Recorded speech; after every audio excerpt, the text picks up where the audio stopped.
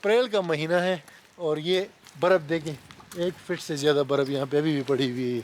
और ये खूबसूरत मस्जिद है और एक नारान की तरह यहाँ का भी बाज़ार है।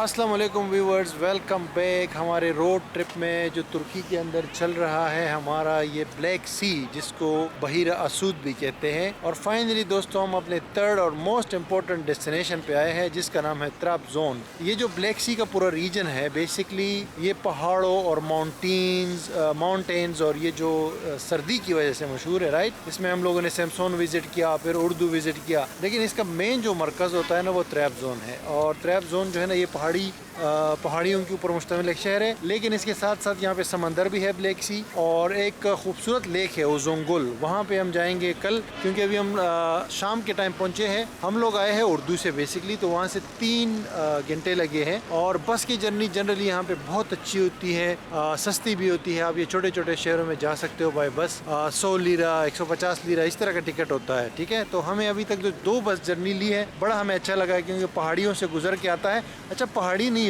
नॉर्मली आप समंदर के किनारे किनारे चल रहे होते हो तो बड़ी ज़बरदस्त नज़ारे होते हैं। अभी जो 2 हमने जर्नीज ली है इसमें तो इस तरह मज़ा आया है। और इस वक्त ये सिटी सेंटर है त्राबजोन का, हमने यहीं पे होटल लिया है। होटल भी इतना महंगा हमें नहीं पड़ा है, सिर्फ 700 लीरा का पड़ा है। और बड़ा खूबसूरत शानदार होटल है, क्योंकि ये टूरिस्ट एरिया है ना, तो इसमें होटल्स बहुत ज़्यादा है। और सिटी सेंटर में कहूँगा कि ये पुलों का जो है ना शहर है, देख सकते हो आप। इस सिटी सेंटर में खूबसूरत एक वाटर वो फाउंटेन भी है, कैफ़ेज़ बने हुए हर तरफ यहाँ पे। खूबसूरत खाने पीने के बहुत ज़्यादा ऑप्शन है। आल्दो कि ये रमज़ान है, ये कैफ़े आप देख सकते हैं, लेकिन फिर भी मैं ये कहूँगा कि यहाँ पे बहुत ज़्यादा ऑप्शन है। अभी हम इफ्तारी करने वाले हैं थोड़ी देर में। मेरे साथ खुरम भाई भी है। और ये इनका सिटी सेंटर है, बिल्कुल वो मैदान वाला जो एरिया होता है ना वो ये वाला है, ठीक है। लेकिन अभी हम लोग घूमे हैं इनकी गलियों में, इनकी गलियाँ भी बहुत खूबसूरत है। और ये बिल्कुल पहाड़ के ऊपर इन्होंने ये सिटी सेंटर बनाया हुआ है। और इसमें जो ब्रांड्स वगैरह हो गए और जो टॉप लेवल की इनके रेस्टोरेंट्स ब्रांड्स है या जो दूसरे क्लोथिंग ब्रांड्स है वो सारे यहाँ पे अवेलेबल हैं इनके सिटी सेंटर के आसपास। मतलब एक टाइप का इन्होंने वो इस्तिक़लाल स्ट्रीट बनाया हुआ है जो इस्तांबुल में है ना, उस तरह की यहाँ पे काफ़ी सारे स्ट्रीट्स है, बड़े खूबसूरत।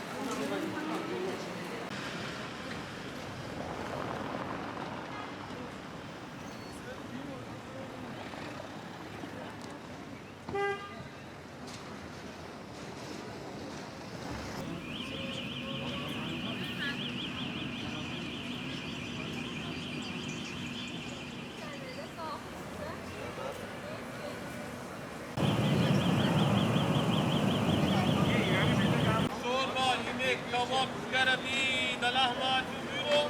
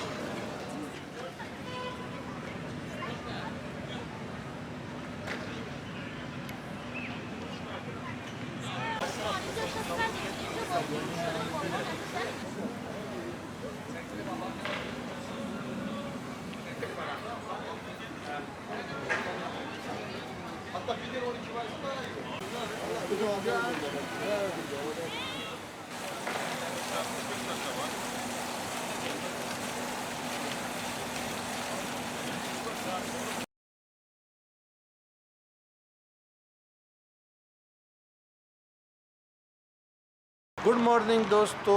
आज यार सुबह सुबह उठ के निकले थे अपने होटल से और हमने जो है ना मैप में लगाया था यहाँ पे, चूँकि जो मेन अट्रैक्शन है उसका नाम है उज़ुंगुल, वहाँ जाना था।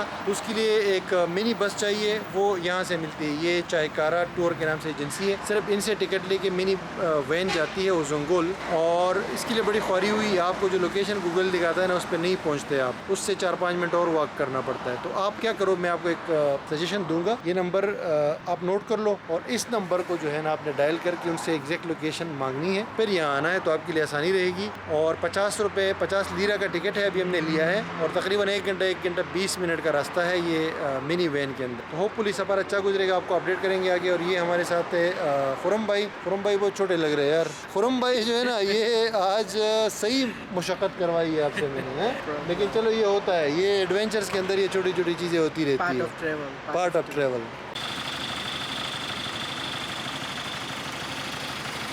Can you tell me something? This is your bus, right? Yes. Where is it going? Uzungul. Uzungul. Uzungul. How many people inside? 2 hours. 2 hours? Yes. Oh, it takes 2 hours to Uzungul. Yes. Wow, where's Uzungul to go? Okay. Thank you. See, ये बंदा है, इससे मैंने ticket लिया है और ये ट्राबजोन के लिए भी आया है। बस है ये, देखो इसने बोर्ड भी लगा दिया उज़ुंगुल का।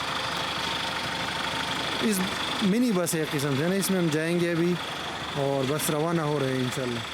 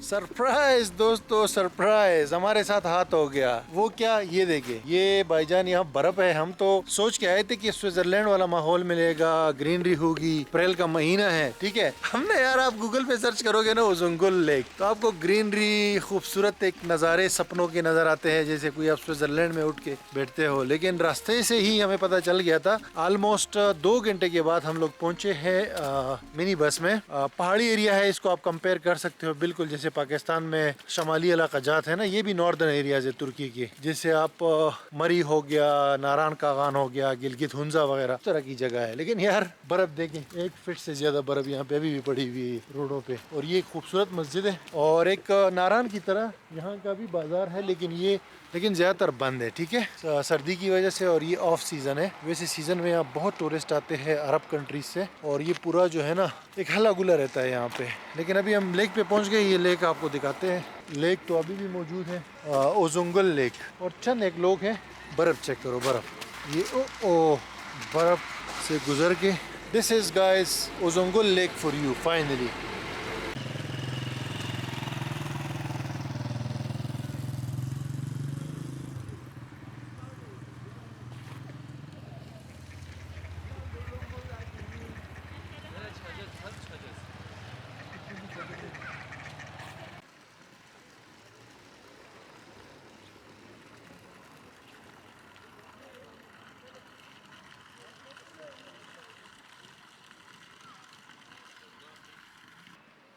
Olmaz bırak sen şimdi.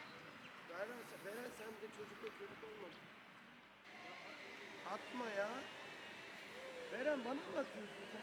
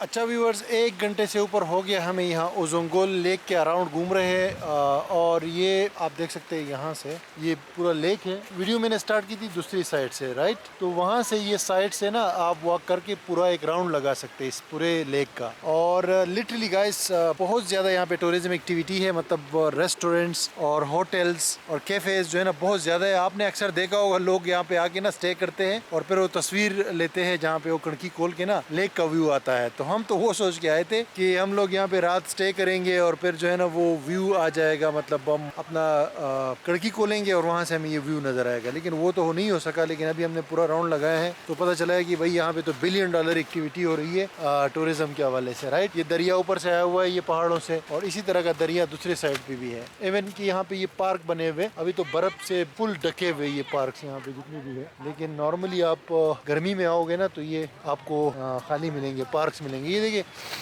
इधर भी ये बर्फ़ है और पहाड़ों पे भी बर्फ़ है। मैं यही कहूँगा कि प्योरली ना ये गर्मी की एक्टिविटी है। जून के बाद आना चाहिए, 1 जून, और फिर जुलाई, अगस्त, सितंबर, अक्टूबर वगैरह में। तो उस टाइम पे आपको यहाँ पे ग्रीनरी और बिल्कुल स्विट्ज़रलैंड वाला माहौल मिलेगा। अभी भी स्विट्ज़रलैंड वाला माहौल है, लेकिन अभी सिर्फ ये है कि बस सर्दी वाला स्विट्ज़रलैंड, यानी कि बर्फबारी वाला। ये चारों तरफ हर तरफ बर्फ है। अभी मैं बर्फ के अंदर ही आया हूँ, लेकिन सर्दी इतनी नहीं है। नीचे ट्राब्ज़ोन में ज़्यादा सर्दी थी यहाँ से। वजह उसकी है कि हवा नहीं चल रही ना। तो मैंने कहा ये रिपोर्ट आपको दे दूँ। अभी हम लोग 1 घंटा और यहाँ स्टे करेंगे और फिर जो है ना आहिस्ता आहिस्ता जाके वो बस वापस 4 बजे जाती है, तो उसमें बैठ के हमने वापस जाना है ट्राब्ज़ोन सिटी और फिर वहाँ से अपनी जर्नी जो है आगे बढ़ाएंगे।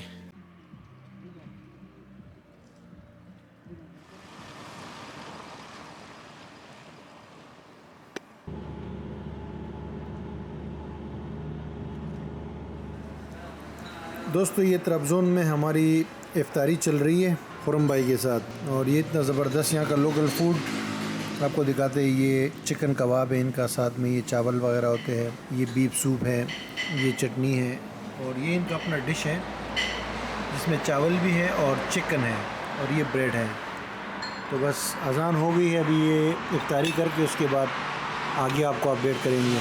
अच्छा दोस्तों, हमारा तुर्की का ये शॉर्ट वाला ट्रिप भी अपने अख्ताम को पहुंचता है। अभी हम लोग एयरपोर्ट आए हुए हैं यहाँ ट्राब्ज़ोन में, और यहाँ से हमारी फ़्लाइट है इस्तांबुल के लिए। तो बेसिकली अच्छा रहा हमारा ट्रिप। सिर्फ 4 दिन का ट्रिप था, 3 नाइट्स का, और हमने 3 सिटीज़ को विज़िट किया, उर्दू, सैमसोन और ट्राब्ज़ोन। और यही ब्लैक सी में सबसे मशहूर अट्रैक्शंस हैं। और मैं ये कहूँगा कि भाई अगर कोई आता है तो गर्मी में आ जाए, जून जुलाई में, तो उसमें जो है ना ज़्यादा आपको अच्छी एक्टिविटीज़ मिलेंगी। और चूँकि अभी हम ओजोंगोल लेक गए थे ना, वहाँ पे सारी चीज़ें बंद थी, तो मैं ये रेकमेंड करूँगा। और दूसरा ये रमज़ान है, रमज़ान के में तो आपने नहीं आना है। अभी हमने इफ्तारी की है, सीधा एयरपोर्ट आए हैं। हमें वैसे और भी आगे जाना था और शहरों में और अनकारा तक, लेकिन ये कि बस थोड़ा काम पड़ गया इस्तांबुल में और थोड़ा सा थक गए थे, तो हमने कहा वापस चलते हैं। दोबारा इंशाल्लाह इसको स्टार्ट करेंगे। हमने पूरा तुर्की विज़िट करना है। जो जगह रह गई है वो सारी जो है हमने मैनेज करनी है। हम आए थे सैमसंग ट्राबजोन फ़्लाइट से और अभी ट्राबजोन से वापस फ़्लाइट से जा रहे हैं। फ़्लाइट यहाँ पे इतनी एक्सपेंसिव नहीं होती, यानी कि 500-600 लीरा, 800 लीरा, 1000 लीरा तक में मिल जाती है। बाकी जो रोड ट्रिप हमने किया है जो बसेस वगैरह में, वो भी बहुत कंफर्टेबल था। 100-150 में टिकट मिल जाती है 2-3 घंटे राइड। और बाकी यहाँ पे मौसम थोड़ा ठंडा था अभी, मतलब अप्रैल में, तो इतना ज़्यादा हम इंजॉय नहीं कर सके जितना करना चाहिए। मेरे साथ खुरम भाई थे, ये इंडोनेशिया से आए हैं, तो इनको भी मैं लेकर आया था अपने साथ। तो खुरम भाई, कैसा रहा आपका ट्रिप? फर्स्ट टाइम था आपका, क्या एक्सप्रेशन है?